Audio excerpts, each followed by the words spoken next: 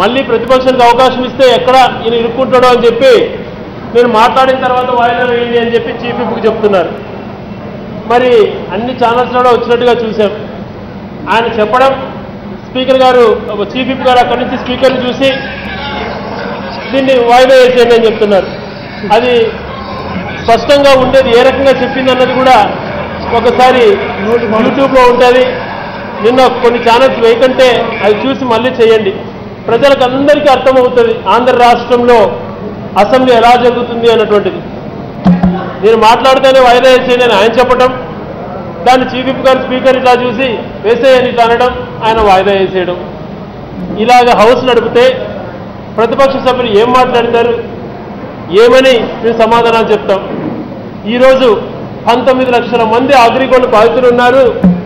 దానికి సంబంధించి ఆ బాధితులకు అందరికీ న్యాయం చేయండి అని చెప్పి వైఎస్ఆర్ కాంగ్రెస్ పార్టీ పదే పదే పోరాటంతో ప్రభుత్వం క్యాబినెట్ సమావేశం ఏర్పాటు చేసి అందులో కొన్ని వెసులుబాటు కల్పిస్తాం, అది స్టేట్మెంట్ ఇస్తాము అని అంటే ప్రత్యేక హోదా అనేటువంటిది ఎంతో ముఖ్యమైనా కూడా మా నాయకులు ప్రత్యేక హోదా మనకు చాలా ముఖ్యమైనది, మళ్ళీ దానిపైన ప్రభుత్వం పైన పోరాడదాం, కానీ ఈ వంక చూసి ప్రభుత్వం అగ్రిగోల్డ్ బాధితులు ముంచేస్తుంది అని చెప్పి మేము హౌస్ను సహకరించడానికి కూర్చుంటే ఆ స్టేట్మెంట్ చదివి ప్రతిపక్ష నాయకులు కొన్ని అబ్జెక్షన్స్ ఉండేటివన్నీ చెప్తూ ఉంటే అందరి వ్యవహారం బండారం వల్ల బయట బండారం పడుతుందని చెప్పి ఎదురుదాడి సిద్ధాంతాలకు చేసి అందరూ తొడలు కొట్టారు. బాగానే ఉంది, మీరు ఛాలెంజ్ సిద్ధమా అని అందరూ తొడలు కొట్టారు. నేను ఛాలెంజ్ సిద్ధము అని చెప్పడానికి మైక్ ఇవ్వయ్యా అంటే ఆ మైక్ ఇవ్వరు. మీరు వెళ్ళి కూర్చోండి అంటారు, మేము వెళ్ళి కూర్చోండి సార్, మేము పొడియంకి రావాలన్నటువంటిది మాకు మోడు లేదు, మేము పొడియంకి వచ్చి గొంతు చించుకుంటేది మా ప్రతిపక్ష నాయకులకు మైకు ఇవ్వండి అని చెప్పి అడుక్కోవడానికి వస్తున్నాము అని అంటే దానికి స్పష్టమైన సమాధానం ఉండదు. ఆడిపోయి కూర్చున్నాక హౌస్ సహకరిస్తాం సార్, మీరు ఇంతమందిని మాటలు మాట్లాడారు, మాకు అగ్రిగోల్డ్ బాధితులు ముఖ్యము, ఆ అంశం అయిన తర్వాత నేను ఛాలెంజ్ విషయం కూడా చెప్తాను అని చెప్పి స్పీకర్ గారికి చెప్పి మైక్ ఇవ్వండి అని అంటే మైక్ ఇవ్వకుండా కట్ చేయటం, దాన్ని ఏదో మీ మీద భయపడ్డామని చెప్పి చెప్పుకోవటం. మీరు మైక్ ఇస్తే కదా మీరు చెప్పుకోవటం. అగ్రిగోల్డ్ బాధితుల యొక్క సమస్యలు చర్చ జరుగుతూ ఉంటే ఉండేట్టుండి స్పీకర్ గారు నాకు అప్పుడెప్పుడో అవమానం జరిగింది ఇప్పుడు వేస్తాను అని దానికి ఏమైనా సంబంధం ఉందా? నిజంగా స్పీకర్ గారు అంతగా ఫీల్ అయినంటే అగ్రిగోల్డ్ బాధితుల సమస్యలు అయిపోయిన తర్వాత దాన్ని ఎందుకు టేకప్ చేసుకోలేకపోయినారు? మీ చేతిలో ఉండేది. సమస్యను తప్పుదోవ పట్టించేటువంటి ఉద్దేశం వాళ్ళకు ఉందా లేదా అన్నది అందరూ గమనించండి. ఏమన్నా సంబంధమా అగ్రిగోల్డ్కు దానికి? నిజంగా నువ్వు తప్పు చేయలేదని అసెంబ్లీకి ప్రే చేస్తానన్నావు, నువ్వు అనలేదా? ఆడవాళ్ళు వంటింట్లో ఉండాలి, కార్లు గరాజ్లో ఉన్న మాట నేను ఒక సాక్షి ఛానల్ ఒకటే ప్రసారం చేసిందా? ఇంగ్లీష్ ఛానల్స్లో అన్నింటిలో రాలేదా? చాలా తెలుగు ఛానల్స్లో రాలేదా? CNN ఇండియా టుడేలో కూడా రాలేదా? మరి ఎందుకు ప్రతి ఒక్కటి రాజకీయం చేస్తారు? దయవుంచి కోరుతున్నాం, ప్రజలపైన మీ దుర్మార్గమైన ఆలోచనలతో ప్రజల సమస్యలు చర్చకు రానియకుండా బుల్డోజ్ చేయడం మంచి పద్ధతి కాదు. ఎవరు భయపడుతున్నారో హౌస్ చూస్తేనే తెలుస్తుంది. సంబంధం లేని అంశాలు తీసుకొని వస్తారు. నిజంగా మీకు చిత్తశుద్ధి ఉంది, మీ పైన ఆరోపణలు వచ్చినట్టు అన్నీ కూడా మీరు రికార్డుగా అసెంబ్లీలో చూపిస్తాము అని అంటే చాలా ఉన్నాయి. మొట్టమొదటి ఓటుకు నోటిదే, ఆ వాయిస్ నీదే కాదా, వాయిస్ సభలో పెట్టు, తెలుస్తుంది. మరి అది చేయగలుగుతారా? మీరు చేస్తున్నటువంటి అవినీతి అన్నీ కూడా మేము మాట్లాడుతున్నాం, అవన్నీ ప్లే చేయండి. మీరు రితేష్ని ఏ రకంగా హింసించింది, తర్వాత వనజాక్షిని కొట్టింది రికార్డ్స్ ఉన్నాయి, అవన్నీ ప్లే చేయండి. ఎందుకు అవన్నిటికి భయపడతారు? వన్ సైడ్గా వ్యవహారం పోనించడం చాలా దుర్మార్గం. ఇది మంచి పరిణామం కాదు. ప్రజాస్వామ్యంలో ఒక విలువలను అందరం కూడా పాటించాలనుకుంటాం. ఆ పాటించే చిత్తశుద్ధి మాలో ఉంది, ఆ సంస్కారం మాకుంది, ఆ చిత్తశుద్ధి ఉంది. మీరు ఉంది అని చూపించుకోవడానికి అది ఎస్టాబ్లిష్ చేయడానికి ప్రయత్నం చేస్తారు, కానీ మీ లోపల ఆ చిత్తశుద్ధి లేదు, ఆ మంచి మనసు మీకు లేదు.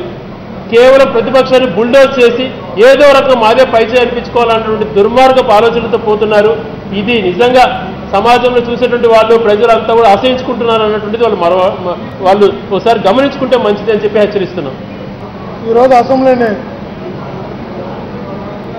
అందరికీ మనసుల్లో ఉన్న $1000 ప్రశ్న ఏంటంటే, అసెంబ్లీని నడుపుతున్నది స్పీకర్ గారా, చీఫ్ విప్ గారా, చీఫ్ మినిస్టర్ గారా?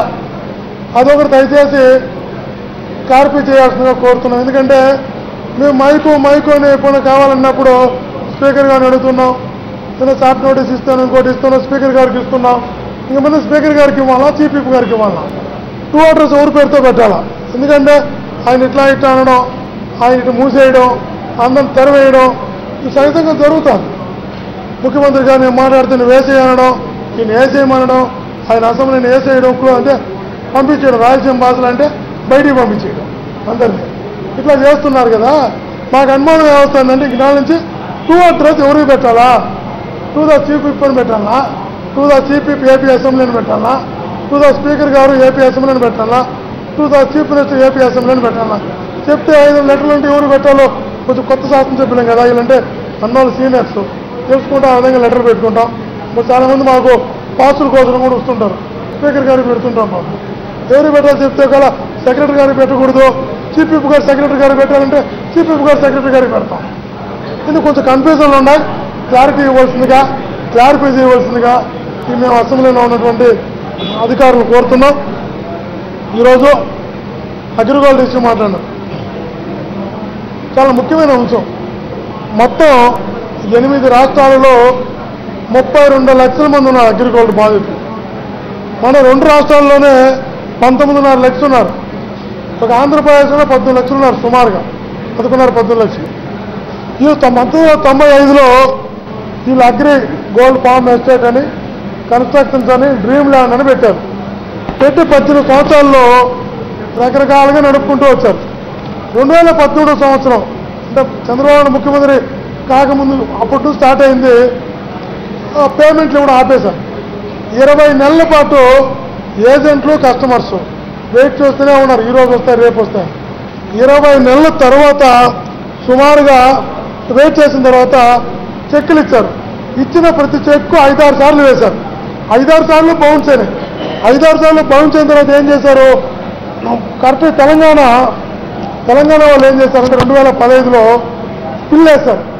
పిల్లో కోర్టు ఏమి ఇచ్చింది, వెంటనే దీన్ని సీరియస్గా టేకప్ చేయమని. తర్వాత దాన్ని చూసి ఆంధ్రాలో ఉన్నటువంటి మన బాధితులు కోర్టులో పిల్ వేశారు. దానిపై స్టేట్మెంట్ ఇచ్చింది. మేము అడుగుతున్నాం ప్రభుత్వాన్ని, సత్య విషయంలో విచారణకు వచ్చినప్పుడు ఆడిటర్స్ను విచారించారు. సత్యం కుంభకోణం వచ్చినప్పుడు ఆడిటర్స్ను విచారించారు. అది అగ్రికల్చర్ విషయం ఆడిటర్స్ ఎందుకు విచారించలేదు?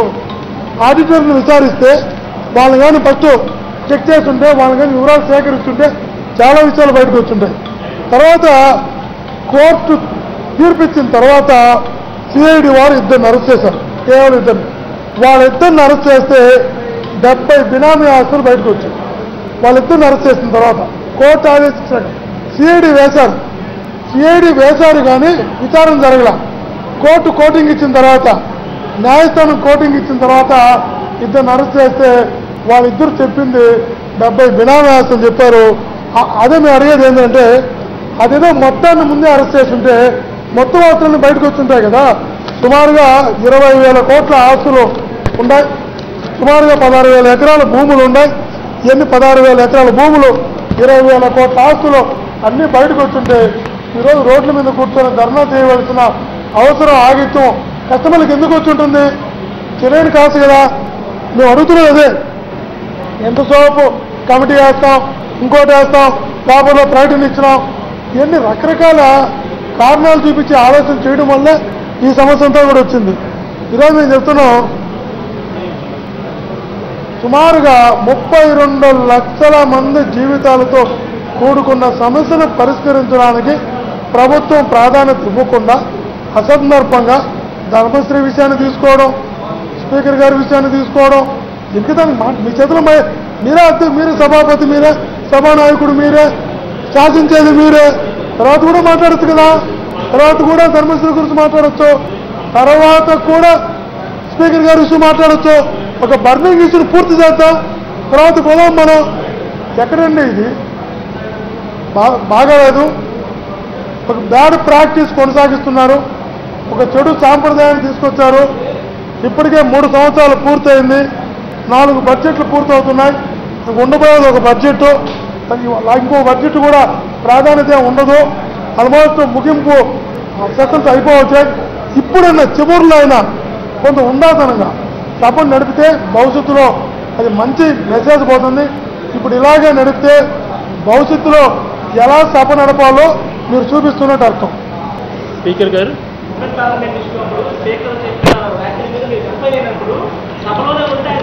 అంటే కాదండి, ఒక అంశం అండి. అగ్రిగోల్డ్ 19 లక్షల మంది బాధితులు, ఆ అంశం పైన మాట్లాడుతున్నాం. ఆ అంశం పూర్తిగా క్లారిఫై కాకమునిపే దానికి మహిళా పార్లమెంట్కి ఎందుకు లింక్ చేశారు అన్నటువంటి దాన్ని మేము అడగాలి కదా.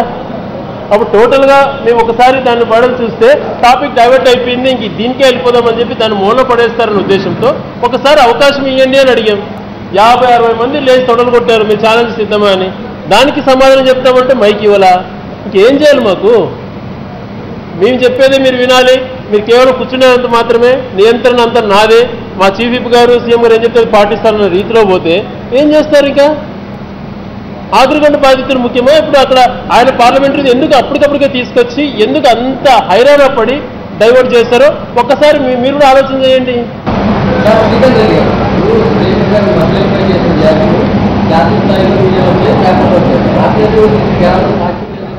అదే మాకు ఆశ్చర్యం కలిగించేది.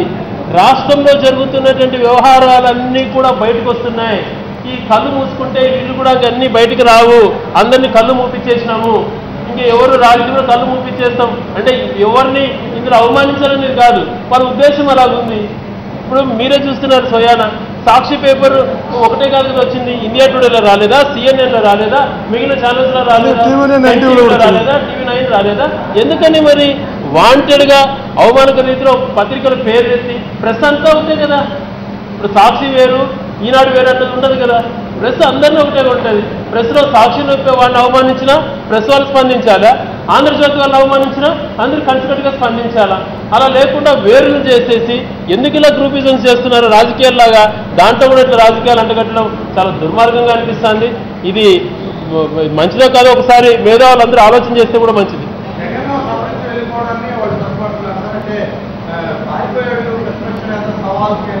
అంటే మా ఇష్టం వచ్చిన అగ్రిగోల్డ్ మర్చిపోతాం, పార్లమెంట్ ఇక్కడే ప్రచారం చేస్తాం, ఇదైపోతే ఇంకోటి చేసుకుంటాం, మీరు కేవలం కూర్చుండేదానికి మీరు హౌస్కి రావాలా, మేము చెప్పిందే వినాలా అన్నటువంటిది పద్ధతి అండి. స్టేట్మెంట్ టైం ఇచ్చిన తర్వాత సబ్జెక్ట్ డివియేట్ అయ్యే మాట్లాడలేదు కదా. ఎందుకు డివియేట్ అయ్యింది? మేమే వాళ్ళ? ఎవరు సబ్జెక్ట్ డివియేట్ అయ్యారు? రేపు సంగతి ఇప్పుడు ఈ రోజు చూద్దాం. ఈ రోజు విలువైన సమయం వేస్ట్ కావడానికి బాధ్యులు ఎవరు? వాళ్ళే.